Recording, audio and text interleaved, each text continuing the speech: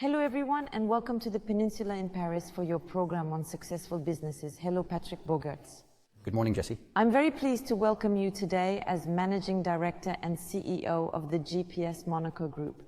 It's a group specializing in purchasing and subcontracting solutions with extensive experience in international sourcing to help companies grow. Yes, we are an international sourcing company offering innovative solutions to optimize our clients' sourcing processes. And incomparable negotiating strength. I suggest we settle down and talk about it. With great pleasure. Let's go.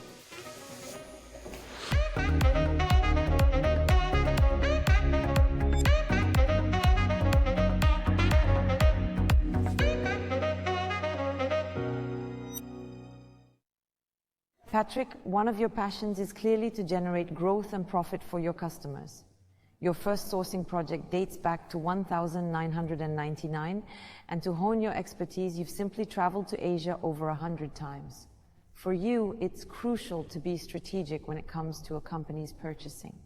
Do your services only target companies involved in product distribution and the purchase of products and their components?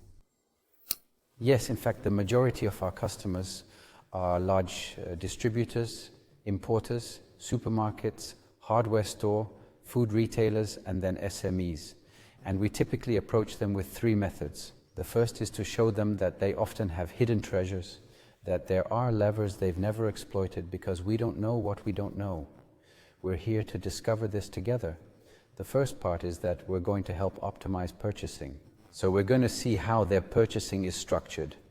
Can we do anything innovative to optimize purchasing costs? That's the first thing. The second is that we realize that many of our customers have distribution skills, but lack certain knowledge of international purchasing. And we're going to show them how we can simply add products to their range or create new ranges. And we'll talk about some examples, I think, of customers who started with one reference and today do over 500 references with us, and who have multiplied their results through this solution. And the last part is often inventors, SMEs, startups, and sometimes even large companies who come to us with a draft, a rough draft, and we develop the product from start to finish. So we do all the reverse engineering with 3D drawings and draw up a production plan to develop the product. While targeting both the digital world and physical sales spaces, you do both. Now, please tell us about your approach and the solutions you propose. How exactly do you optimize your customers' purchases? Actually, there are two approaches that are important. The first is that when you look at the way the market is designed, it's often importers of a single range who will then offer to source and identify suppliers for their customers. But this is not their primary business. Their primary business, for example, is to be a distributor of sanitary ware. Our approach is different in that we're going to use artificial intelligence, we're going to use algorithms, and we're going to use a platform called Deal Pulse. And with that, we're going to combine all our methods that we've developed over 25 years to target as quickly and as accurately as possible the factory that can enable them to carry out their production. That's the first approach. After that, we see it in companies that are often structured around 2 or 3 people, whereas we have around 30 employees, a logistics department, an R&D quality department, a project management department, and a marketing department. Today we import between 4 and 6 million products a year. It allows us to have a multitude of services that are essential if we really want to optimize international purchasing. By combining new technologies with the fact that we are now present in several countries and work for a large number of customers, we can offer a totally innovative range of services, which in turn enables our customers to grow. Of course, in concrete terms, you divide into different parts. So there's the sourcing and purchasing part for a company. There's auditing and laboratory testing. As you said, you're in charge of quality inspection. You're also in charge of ideas for transit and logistics chains. What's really interesting in your improved purchasing strategy is that you don't incur any additional fixed costs. Yes, that's exactly it. And I'll add to what you've just said. We'll even look for solutions for our customers that are free of charge. Let me explain. We had a customer who came with plans, who was developing a brand new project, and he was faced with development costs of several tens of thousands of euros. So what we did was to identify a supplier who had in-house engineers and R&D, and we negotiated with the factory that if he made his staff available free of charge to develop the project, he would be guaranteed production. So for a few months we worked with the customer using Visios, going on site, etc., and we went into production without the initial cost. Exactly. And is there a minimum purchase threshold to ensure real financial interest for a company? Our average invoice is 34,000 euros. I'd say a small invoice is 10,000–15,000 euros. After that, of course, there are customers who buy for hundreds of thousands of euros.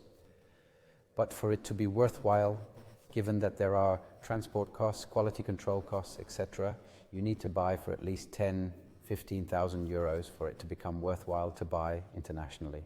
So from 10,000–15,000 euros, then you guide them to the best production area, and for everything else as well, the process that follows. So these days, the financial aspect is just as important as the ecological aspect, or at least it's becoming so. Do you take this ecological awareness into account? We take it into account, but it's mainly that the market forces us to take it into account too. So it's true that we've always been a little slow on the uptake, even if we quickly got the idea that it was becoming an important issue. So there are several things. For us, the most important thing, and this is where we can have a real impact, is already to use factories that are CSR qualified. This really narrows down the range of possibilities, but it's a given. And given that suppliers are also feeling this international pressure, as well as the groups who are signing contracts and demanding this, we can also see that factories are starting to adapt. It's becoming more and more common to find factories that comply with these standards. And then what we do, we have software that allows us to optimize the volume of transport. So what effect does this have on the environment? It means that the volume transported will be filled with products, taking into account weight, volume, etc., but avoiding a container leaving with 30% empty space. Which is already very important indeed. So there are efforts being made which are very good. GPS now has offices in Monaco, Marseille and China, but we can also find you on YouTube, since you yourself feed the content of the group's channel, which is called Insights by GPS Monaco Group. What kind of information can we find on this channel? There are two reasons why I decided to do this. Firstly, we realized that our profession is not well known. In fact, people don't know that solutions like ours exist. That's the first reason. And I absolutely wanted to make these short videos, but to show a little of what it represents and all the possibilities it can offer. And the other thing is that my job is really my passion. And even in economically difficult times like these, the fact that you can put a smile back on a customer's face because they see that they've got other possibilities again, and that where they thought they had no room for maneuver, they've got extra room thanks to our help too. It's true that it's motivating, and that's what drives me every day. And so it's a channel full of advice, explanations of how you work, how you do it? Yes, that's right. We bring in our various employees who, each in their own field, will explain a little about what they do, what their day consists of, and how that can benefit the people who work with us. Many thanks, Patrick Bogaerts, for answering my questions. Thank you, Jessie.